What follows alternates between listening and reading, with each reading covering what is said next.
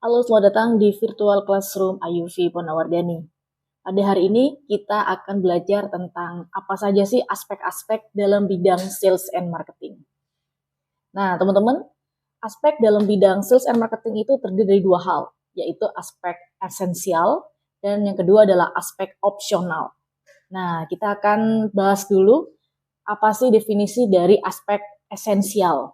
Namanya juga esensial, berarti aspek ini adalah aspek yang wajib dan harus dilakukan oleh sebuah organisasi untuk mendefinisikan, untuk mengukur, dan juga memberikan arahan untuk seluruh kegiatan marketing yang ada dalam organisasi tersebut. Sedangkan untuk aspek opsional marketing, namanya juga opsional, berarti artinya adalah tidak semua elemen dalam aspek ini itu harus diterapkan oleh perusahaan. Karena ada beberapa kasus yang dimana elemen tersebut tidak bisa diterapkan oleh sebuah perusahaan. Nah, sekarang kita akan membahas apa saja sih aspek-aspek yang termasuk dalam kategori esensial marketing. Di sini terdiri dari dua hal, yang terdiri dari esensial, yang wajib dilakukan, yaitu aspek marketing strategi dan juga marketing research. Ya, dua aspek ini adalah dua aspek yang sangat penting dan sangat wajib dilakukan oleh perusahaan. Definisinya apa? Marketing strategi itu merupakan kerangka kerja pemersatu, ya.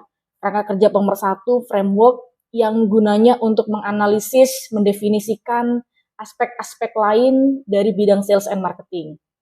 Selain itu, marketing strategi juga digunakan untuk menentukan kekuatan dan juga kelemahan dari internal organisasi.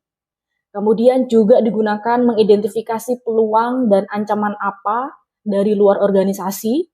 Kemudian juga mengidentifikasi customer segment, mengidentifikasi kompetitor, menciptakan strategi harga dan distribusi, serta untuk mengevaluasi seluruh kegiatan marketing.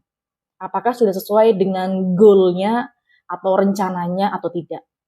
Itu adalah tujuan dari marketing strategi. Yang kedua, dalam aspek ini ada yang namanya marketing research. Ya, marketing research dari namanya adalah research atau melakukan suatu penelitian, observasi, riset.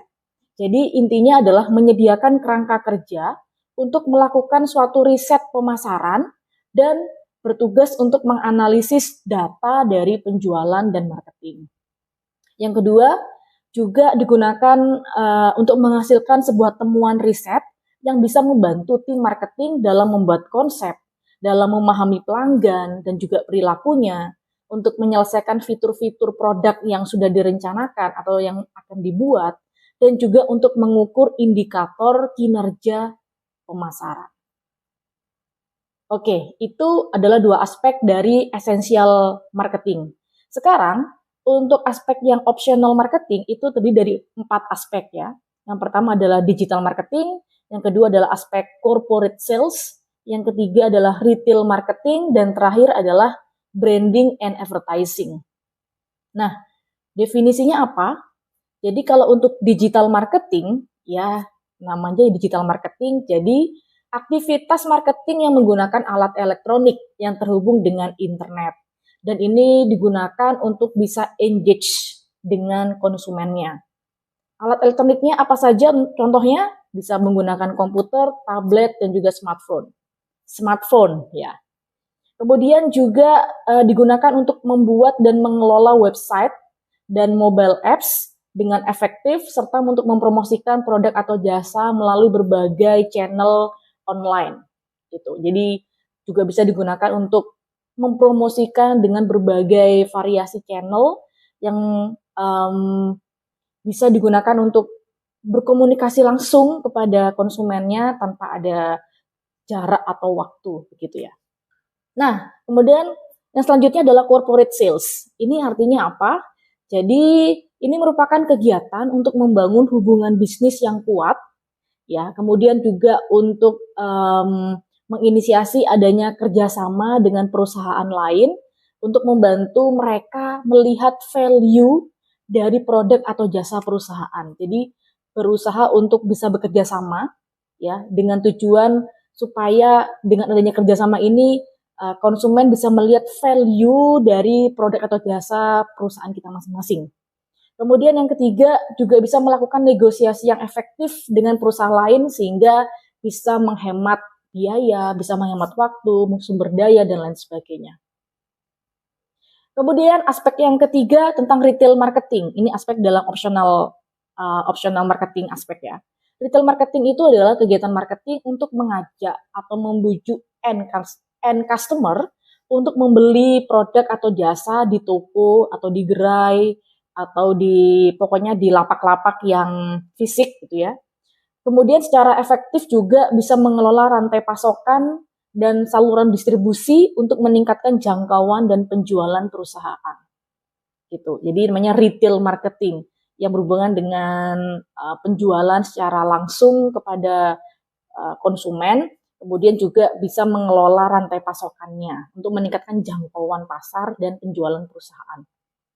Dan yang terakhir, aspek opsional yang terakhir adalah branding and advertising. Dari namanya branding gitu ya, teman-teman sudah tahu bahwa branding itu proses untuk menciptakan citra atau image yang berbeda di benak pelanggan. Citra ini gunanya untuk mengkomunikasikan value yang nanti akan diterima oleh pelanggannya. Itu branding. Sedangkan kalau advertising, ini terlihat biasanya orang sedikit bias antara definisi branding and advertising. Nah, kalau advertising itu artinya adalah suatu bentuk komunikasi non-personal kepada existing dan potensial pelanggan dengan cara mempromosikan produk atau jasa melalui berbagai jenis media seperti radio, TV, dan surat kabar. Jadi advertising itu adalah bentuk komunikasi untuk mempromosikan produk atau jasa melalui berbagai jenis channel, pakai radio, TV, dan surat kabar. Oke, itu tadi aspek-aspek dari bidang sales and marketing. Semoga apa yang disampaikan pada video kali ini bisa bermanfaat buat kita semua. Terima kasih, sampai jumpa.